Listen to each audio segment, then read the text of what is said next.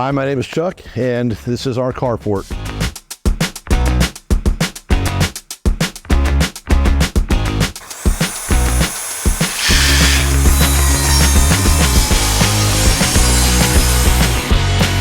I chose to build a 30 by 45 by 14 carport.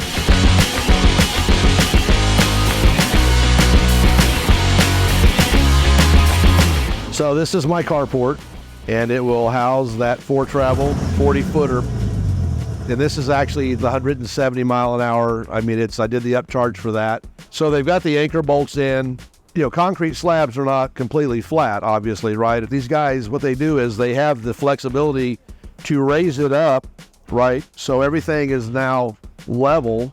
This concrete was sloped. They have leveled this thing all the way down. So some of the bracing, they've had to raise it up, they've had to lower whatever, and it's put in so it's nice and level all the way back. So it's spectacular.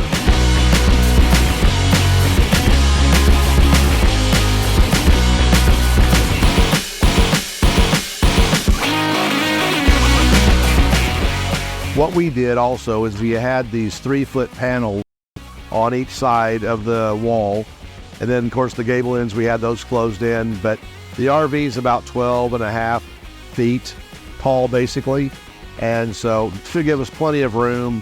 And then the extra room in here will be for the grandkids and things like that. It's got the little flange piece at the bottom of it's a trim piece is what it really boils down to at the bottom of this, just to make it look nice.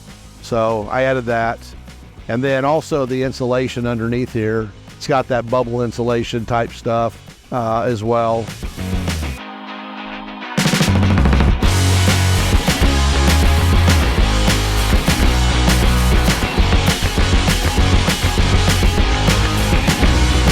Well, thanks for visiting my carport, and I'll see you guys on YouTube.